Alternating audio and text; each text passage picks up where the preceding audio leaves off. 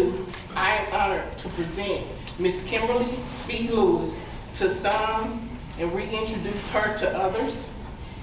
An individual whose contributions to both literature and the pursuit of diversity and inclusion make her a true trailblazer in her field.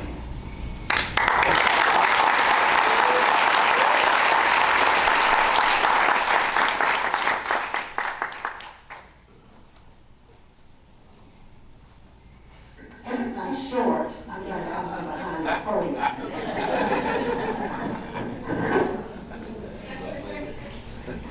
First of all, I'd like to thank Madam Chair Lisa, who is a wonderful leader in our community.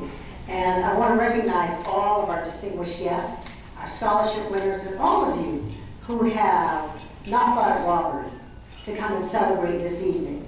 And so, thank you, first of all, so much. And let's just give yourselves a round of applause.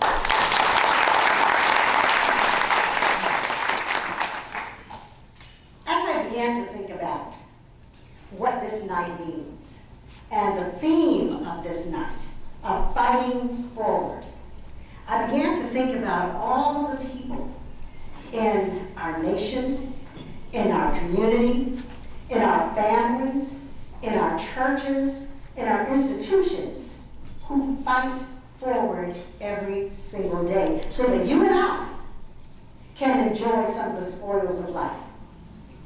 So let me tell you a little bit about what some of that fight is. Often when I talk about diversity, equity, and inclusion, people ask me, well, how'd you come to that? That is not just because I'm an African American woman.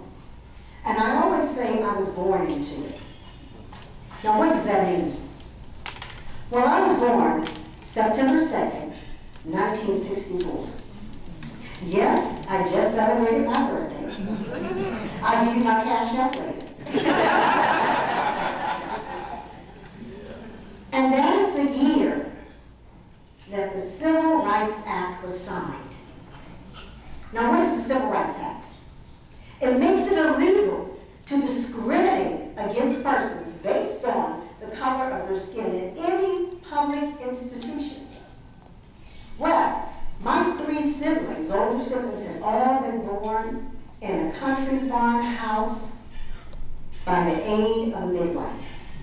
So when I came along, my parents had already moved to Charleston, South Carolina, and my dad was excited. He thought, oh, this is wonderful. My child can be born in the best hospital around. I don't have to worry. She's going to be healthy. She's going to be safe. I don't have to worry. And so on a rainy night, my mom went into labor.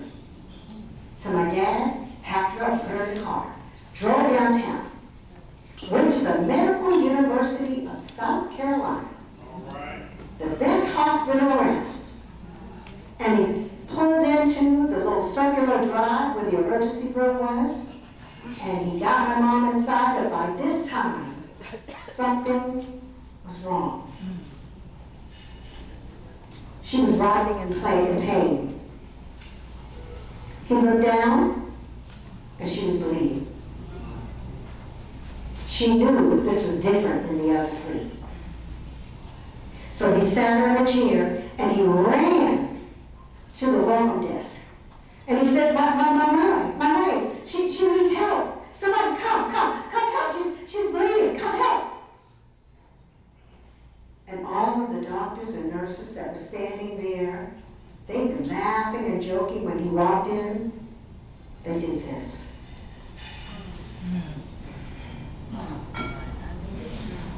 They literally turned their backs. And so my dad began running all around that welcome desk. It was a circular welcome desk. And he was running all around. He was screaming, come help! My wife, you gotta help! You gotta do something. Again, they ignored him. The third time, he's running up and down the hallway. And he's screaming at the top of his lungs.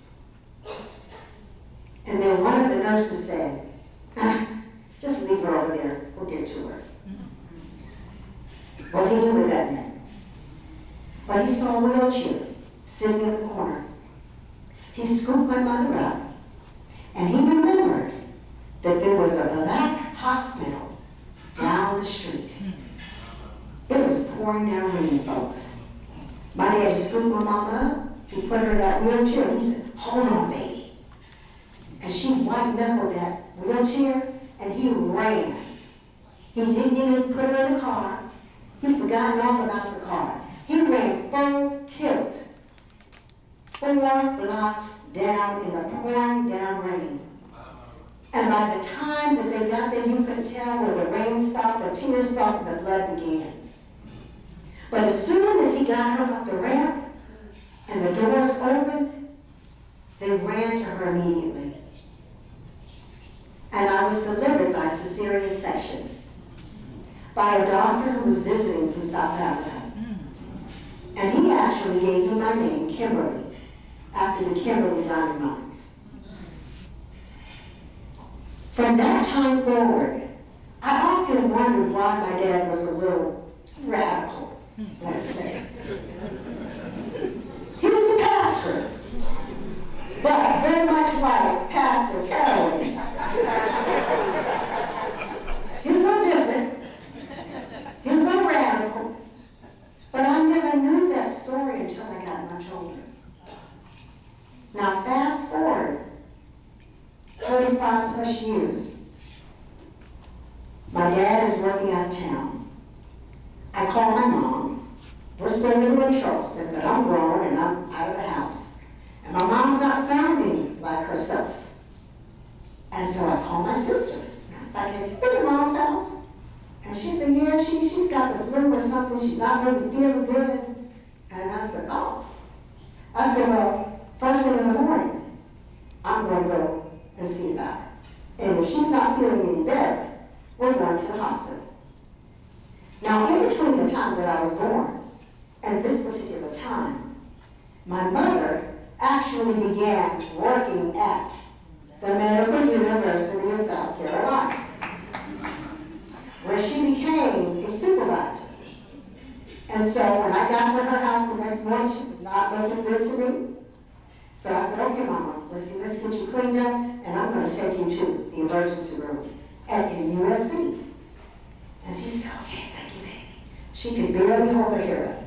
So we left, we went to the hospital, and again, guess what happened?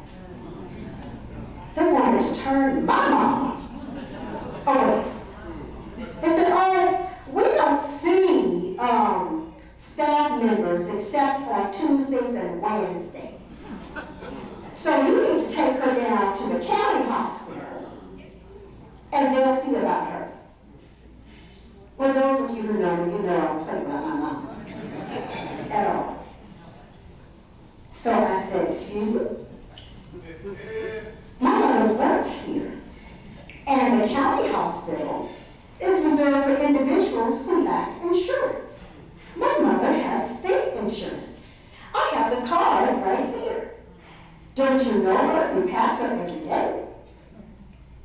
Well, that doesn't matter because we don't see staff members except on Tuesdays and Wednesdays. Well, by this time, I was a little hot. And so they brought out a nurse to talk to me, and I explained to her again that I was not going to take my mother to the county hospital, that she was going to be seen and served right there, or else.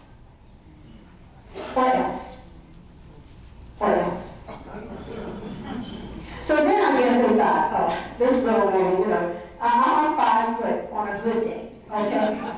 On a good day. So I thought, you know, she's just, you know, she's just barking noise. So they sent out this woman who was every bit of 6'5", about 350 pounds. And she comes barreling through the door. I jumped on the chair. Then I jumped on the table. And I said, you coming for me? I said, because I know you don't run out of this. Because I don't play that one.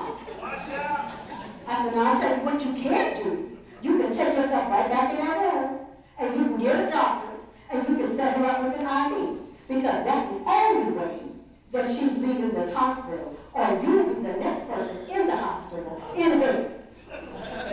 And she said, oh, I'm so sorry. I'm going to get a doctor right now. And so she went and she got a doctor, and my mother was dehydrated. And so they served her, and in about 3-4 hours, she was fine. And I was able to take her home. But she told me, she said, baby, I'm so glad that you brought me, and I'm so glad that you stuck up for me. Because I don't know what I would have done. I would have been dead, waiting on them to see me. And I said, not on my watch. We're not doing that. But it's that fighting for it. We have to develop more. We become a little too passive in our actions. We have to develop that fight.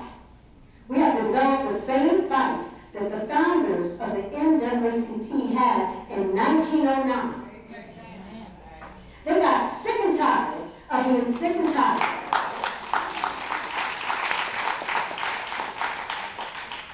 They got discouraged. They were facing lynchings. They were facing death. But it didn't matter because they were working for the greater good. We all need to stand up and work for the greater good. We need to wrap our arms around our young people and work for the greater good. The same way that all of these organizations that were honored here tonight encompass what the community needed, came together, put aside all of the issues that they were dealing with on their own, because everybody was dealing with issues back then. We were all afraid. We didn't know what was going on. When COVID first hit, to the point of me even realizing, oh, this is a bad thing, I happened to be in South Carolina again, taking care of my mother who was dying of cancer. And I remember being in the hospital. And of course, I was watching the nurses and doctors real close. And one came in there and she started coughing. I looked at her. She said, oh, don't worry, I'm not contagious. I looked at her again. And she said, oh, you want me to put on a mask? So she put her mask on. And then after word pretty soon that everybody who came in that room needed to put their mask on. And they needed to sanitize their hands. Because at that time, it was still something that was a little far off. You know, it was someplace else. It was in a far-off land. We really weren't that concerned about it. But by the time I got back to Tyler, it was all over the news. It was everywhere. And I can tell you, I was so proud when I began to see the churches that were stepping up, when I saw the food bank that was stepping up, when I saw the health department that was stepping up, when I saw the nurses that were stepping up, to see that everyone was concerned and not worried about who was going to get credit. So I applaud everybody for your part in it. Whether you were at a church and you were doing a drive-through run, whether you were calling your sisters and your brothers and making sure that they were okay, whatever it is that you did, I need you to continue to do that. Whatever issue comes to our front doors that threatens our community, we all need to be fighting forward. We all need to be raising those banners. We all need to be indignant about injustices that are going on in our community. Wherever, whenever, whatever we can do, as much as we can do, that's what we need to do. For some people, they may be able to give funds. For other people, they can volunteer. For some, they can make phone calls. For others, they can send text messages. Whatever it is that you can do, find a place and do just that. Now, don't sit back and wait for Lisa to call you. Not that she won't, because you know she will. She'll call you, and Lorana will call you. Lorana will call you. But don't wait for them to call you. Raise your hand and say, I'll go. I'll do it. Whatever it is that you can do, when you can do it, however you can do it, how often you can do it, do just that. So together, we'll fight forward. And one day, we'll actually win this fight. Thank you.